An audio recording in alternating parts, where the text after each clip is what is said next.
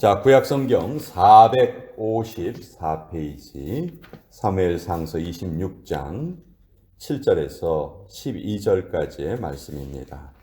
구약성경 454페이지 사무엘상서 26장 7절로 12절까지의 말씀. 자, 우리 7절부터 12절까지 같이 읽겠습니다. 시작. 다윗과 아비새가 밤에 그 백성에게 나아가 본즉 사울이 진영 가운데 누워 자고 창은 머리곁 땅에 꽂혀 있고 아브넬과 백성들은 그를 둘러 누웠는지라. 아비새가 다윗에게 이르되 하나님이 오늘 당신의 원수를 당신의 손에 넘기셨나이다. 그러므로 청하오니 내가 창으로 그를 찔러서 단번에 땅에 꽂게 하소서. 내가 그를 2번 찌를 것이 없으리이다 하니 다윗이 아비새에게 이르되 죽이지 말라. 누구든지 손을 들어 여호와의 기름 부음 받은 자를 치면 죄가 없겠느냐 하고, 다윗이 또 이르되 여호와께서 살아계심을 두고 맹세하노니 여호와께서 그를 치시리니 혹은 죽을 날이 이르거나 또는 전장에 나가서 망하리라. 내가 손을 들어 여호와의 기름 부음 받은 자를 치는 것을 여호와께서 금하시나니 너는 그의 머리 곁에 있는 창과 물병만 가지고 가자 하고, 다윗이 사울의 머리 곁에서 창과 물병을 가지고 떠나가되 아무도 보거나 눈치채지 못하고 깨어있는 사람도 없었으니 이는 여호와께서 그들을 깊이 잠들게 하셨으므로 그들이 다 잠들어 있었기 때문이었더라. 하나님의 말씀입니다. 아멘.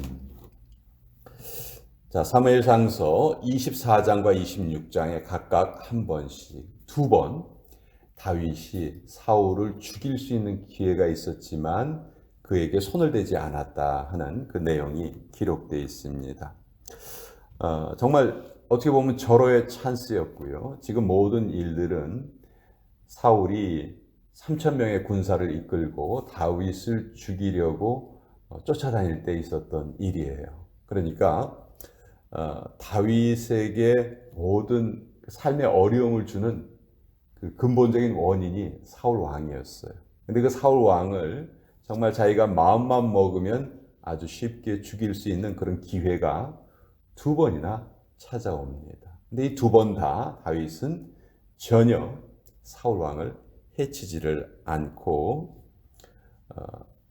첫 번째 경우에는 사울이 용변을 보기 위해서 굴 속에 들어왔을 때 그의 옷자락 끝을 조금만 베죠. 2번째 경우에는 오늘 본문에 있는 경우는 사울의 창과 물병만 가져갑니다. 이걸 가져간 이유는 내가 당신을 얼마든지 해칠 수 있는 상황이지만 나는 당신에게 손을 대지 않았습니다 하는 그런 증거로 가져간 것이죠. 자, 다윗이 사울을 죽이지 않은 이유를 어떻게 말합니까? 9절에 보면 다윗이 자기 부하였던 아비새는 이런 좋은 기회를 놓치지 말고 이 사람 빨리 죽여 없애고 우리 이 고통에서 좀 벗어납시다. 이제 좀 우리 숨 좀 제대로 쉬고 삽시다. 우리 맨날 쫓겨다니면서 마음 졸이면서 잠도 제대로 못 자고 이게 사람이 할 짓입니까? 빨리 이것을 끊어내십시다. 얼마든지 이해할 수 있는 그런 내용이죠. 근데 다윗은 뭐라고 말하냐면 죽이지 말라. 누구든지 손을 들어 여호와의 기름 부음 받은 자를 치면 죄가 없겠느냐. 그는 하나님께 기름 부음을 받아서 왕으로 세워진 자가 아니냐. 즉 여기에서 다윗이 일관되게 사울을 대하는 태도가 나타나는데, 다윗은 사울을 자기에게 고통을 주는 존재이기 이전에 하나님께서 세우신 자다 하는 그 생각을 먼저 했어요. 그렇기 때문에 사울에게 손을 대지 않았죠.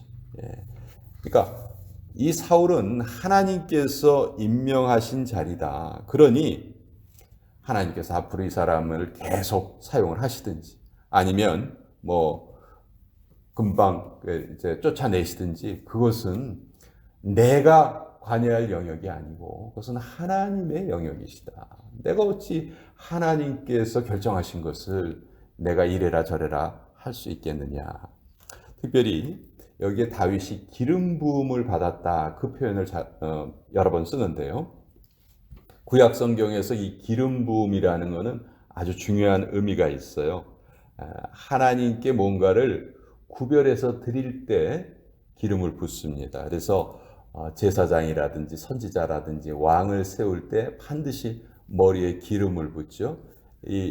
그 사람은 이제 하나님께 구별되어서 드려진 자다. 그런 의미예요. 그러니까 그렇게 기름 부음 받은 자는 절대로 사람의 뜻대로 좌우할 수 없다 하는 것이죠. 머리에 기름을 부을 때 하나님의 권위가 그 사람에게 주어진다는 의미예요. 또 이것이 신약시대로 가면 기름 부음은 성령의 임하심을 또 상징하는 그런 표현이기도 하죠. 그러니까 다윗은 사울이 아무리 자기에게 나쁘게 대한다 할지라도 이 사람은 하나님께서 세우신 자이기 때문에 내가 손을 댈 수 없다. 이것이 첫 번째 이유였고, 두 번째 이유는 10절에 나타납니다. 다윗이 또 이르되 여호와께서 살아계심을 두고 맹세하노니 여호와께서 그를 치시리니. 만약 그가 잘못한 것이 있다면 반드시 하나님께서 그를 벌하실 것이다. 내가 할 일이 아니다. 썩은 과일은 저절로 떨어지게 돼 있다. 그런 의미죠. 그래서 이것 역시 하나님을 전적으로 의지하는 다윗의 마음이 여기에 담겨 있죠. 사람을 왕으로 기름 부어서 세운 분이 하나님이시듯이 왕을 폐하고 그 왕을 그 자리에서 내리는 일도 그것은 하나님께서 하시는 일이다. 그래서 시종일관 다윗은 이 생각으로 사울을 대합니다.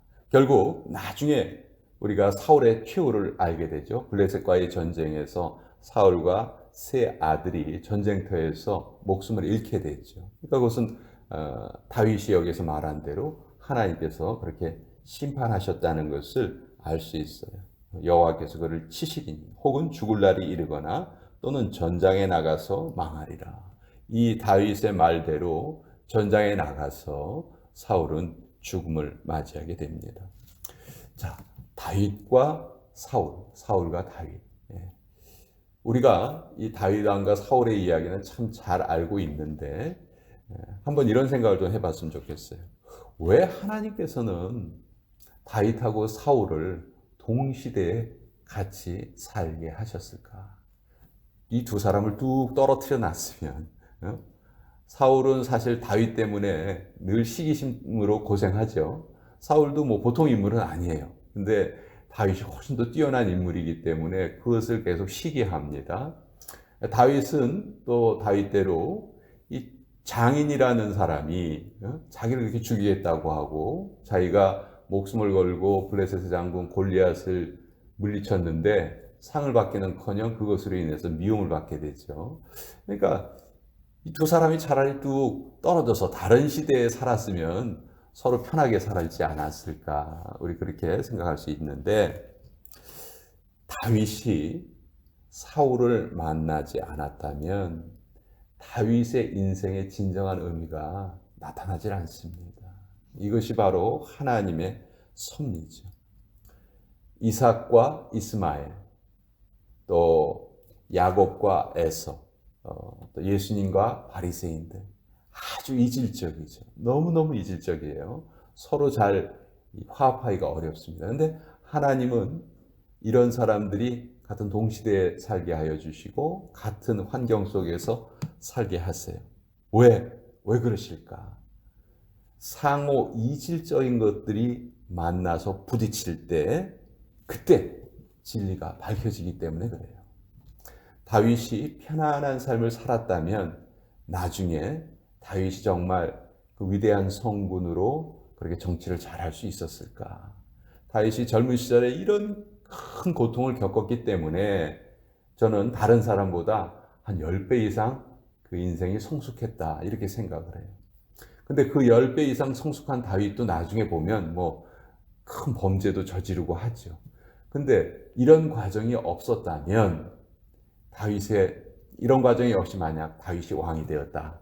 그럼 결코 다윗이 바른 정치를 할 수 없었을 거예요. 그러니까 이 하나님께서 우리를 단련시키는 방법은 그 사람만 없었으면 좋겠는데 하는 그 사람이 우리 옆에 있다는 것.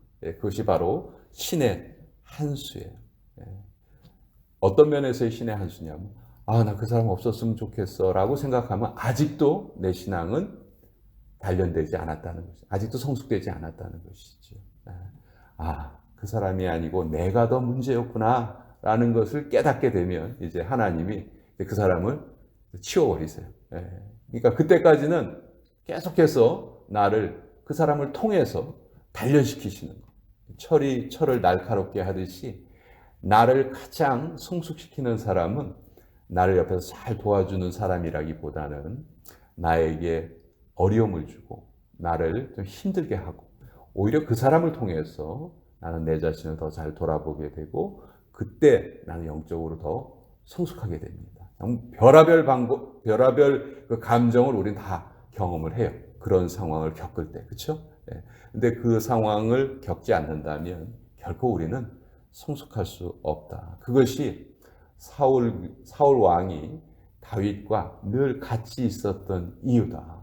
그래서 하나님은 그 연단의 기간이 약 13년 정도의 연단의 기간이 지났을 때 하나님께서 사울을 그냥 자연스럽게 물러가게 하시고 다윗을 왕으로 세우시죠. 그래서 오늘 다윗과 사울의 이야기를 같이 한번 또 나누어 보았습니다.